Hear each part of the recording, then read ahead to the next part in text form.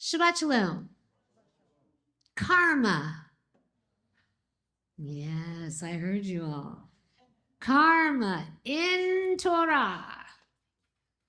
See, says Hashem, I am setting before you today the blessing and the curse. The blessing, if you obey the commands of the Lord your God that I am giving you today. And the curse, if you disobey the commands of the Lord your God and turn from the way that I command you today by following other gods, which you have not known. Here, in even more powerful words, is how Moses puts it later in the book of Deuteronomy. See, I set before you today life and the good, death and the bad. I call heaven and earth as witnesses today against you, that I have set before you life and death, the blessing and the curse. Therefore, choose life so you and your children may live. Pretty harsh stuff. A lot goes on in this parsha, Re'eh, this Shabbat. But this is what we will focus on. Re'eh means see. We are supposed to see into ourselves, into our actions, for what goes around comes around. It comes from us. The blessings or the curses we receive are karmic, but can also be the result of the choices that we make. Moses continues, we, he tells the next generation, are unique. We are a small nation. We have not the numbers, the wealth, nor the sophisticated weaponry of the great empires. We are smaller even than many of our neighboring nations. As of now, we don't even have a land or a building. But we are different. And that difference defines once and for all who we are and why. God has chosen to make us his stake in history. He set us free from slavery and took us as his own covenantal partners. This is very interesting in many ways because, what does it sound like? It mirrors our journey as Emet. We are different. It is in our mission statement, it's in our ads, it's in our hearts, it's in our minds, it's in our actions. It's who we are, and it is actually what defines us. It is what sets us apart from all the rest. Rabbi Jonathan Sacks, in an excerpt from his commentary on this parsha, suggests that Moses sets the stage for the leadership and the people to continue by posing these questions. Who are we? Where are we? What are we trying to achieve? And what kind of people do we aspire to be? When a group does so together, it is blessed with exceptional resilience and strength. Re'eh, to see. As Emet, we have constantly worked to see our way ahead, to be willing to adapt and change to suit our needs, to be resilient, to face challenges with courage, strength, and determination. We started very small, and we founded our synagogue at a time when others were merging and or closing. 2009. We built a building, which few in our day and age have done. We survived COVID and other challenges to face a new era. How? Why? By adapting and finding a new home and a new way to express our love and our devotion to truth in our relationship with Judaism, truth in our relationship with God, and truth in our relationship with each other. We remain faithful to our individual and collective approach to spirituality and the divine. Ultimately, what drives us is our love for it all and for each other, our drive to stay together as a community for as long as possible.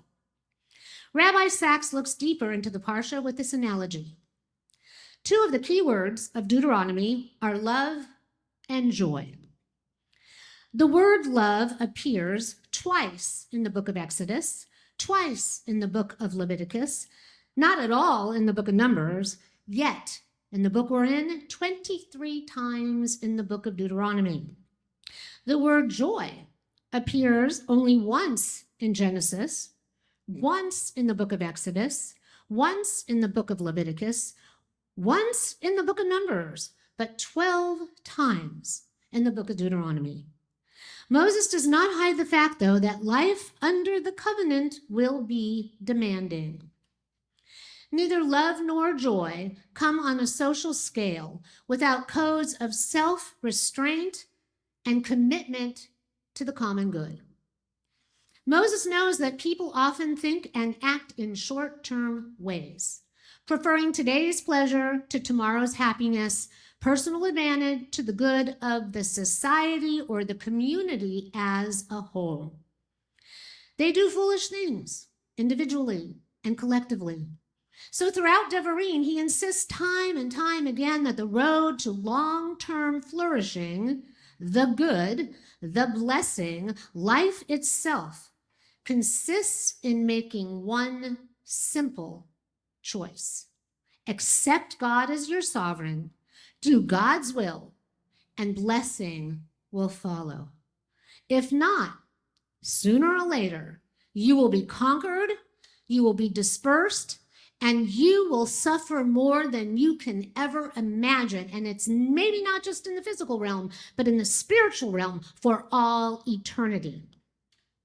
Thus, Moses defined reality for the Israelites of his time and all time. Okay, so what does this mean for all of us here today? In current times, this sounds a lot like karma or tikkun in Judaism. Whatever you want to call it, what you put out, you get back. What goes around comes around. Do good, be good, follow a spiritual path, stay close to divinity with love, and joy and abundance will follow. Blessing rather than curse. And we can be cursed in so many different ways. We keep this very much in our hearts and minds at Emet. Viktor Frankl used to emphasize that our lives are determined not by what happens to us, but by how we respond to what happens to us. And how we respond depends on how we interpret events. Is this disaster, "Oy, it's the end of my world"? Or is it life calling upon me to exercise heroic strength, insight, open-mindedness, so that I can survive and help others to survive? Rabbi Sachs goes on to say, circumstances may be interpreted differently by two people, leading one to despair, the other to heroic endurance. The facts may be the same, but the meanings are diametrically different.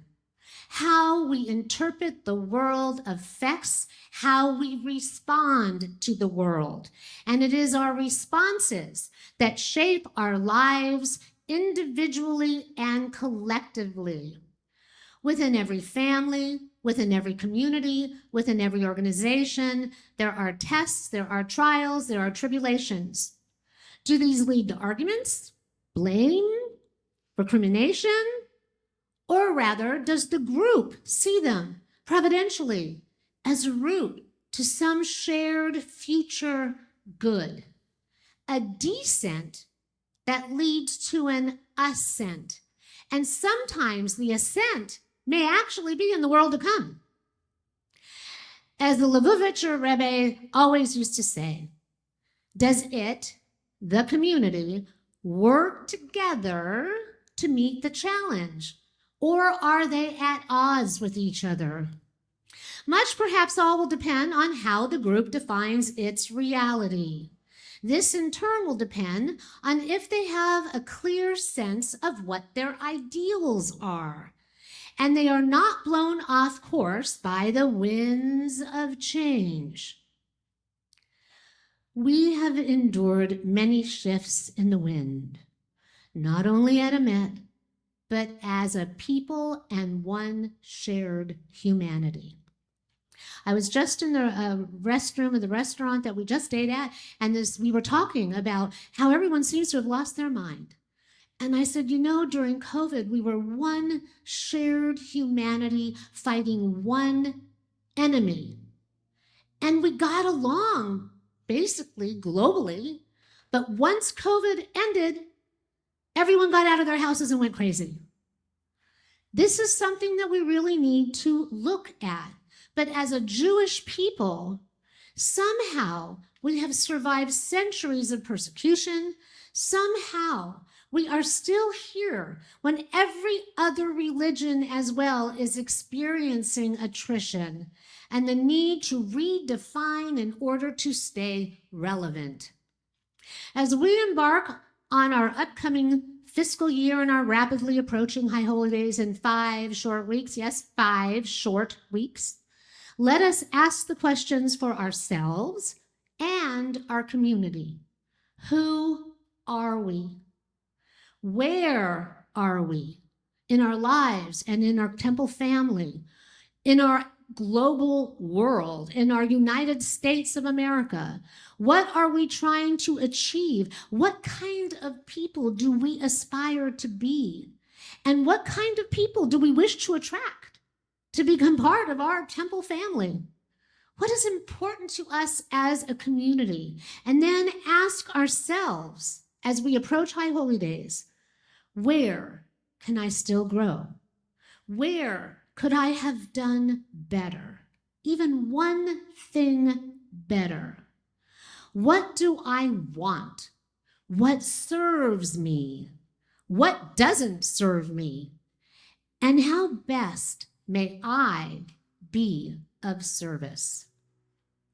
Our Parsha says also a lot about tithing. In Judaism, it is challenging as we don't pass the basket.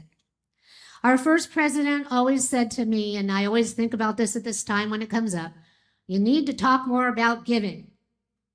Once again, remember, we are building our karma, our tikkun, through our choices in how we share what we have, or we are able to give. It might just be our time, and time is a precious resource.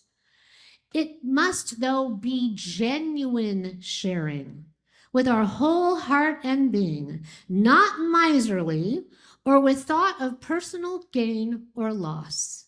For temple, we have dues. Yes, please pay them as they help us to run. But that isn't everything. Donations help fuel the machine, which drives us all, which is why annual appeals are so important. And Diana is already working on hers. She starts right after the last one, but I have been in communication with her, giving her ideas. She's like, I know what I'm writing. And fundraisers of all kinds. Left, right, center at game night, all kinds.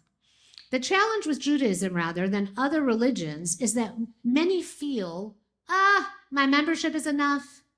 And many don't give 10%, tithing, as we all are supposed to do, yet most of humanity and all of us are trying to figure out how to survive, how to stay alive, and how to leave something behind.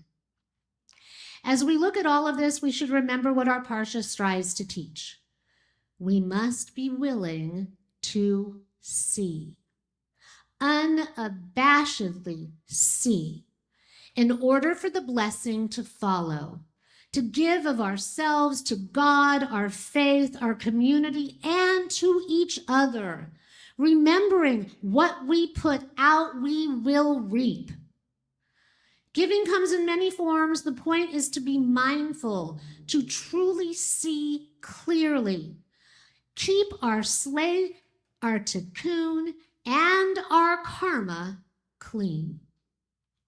High holy days are coming. Now is the perfect time to take stock of ourselves as God would and will do, and truly see into our motivations and be excruciatingly aware that we are creating our karma every single moment of our lives, even what we think with our thoughts in our minds. May the seeds that we sow this Shabbat and for this coming year be filled with faith, mindfulness, purity of intention and heart. May we go forward with love. May we merit true joy and the abundance on high that only God can give. Ken Yiratzon, may it be God's will. Shabbat Shalom.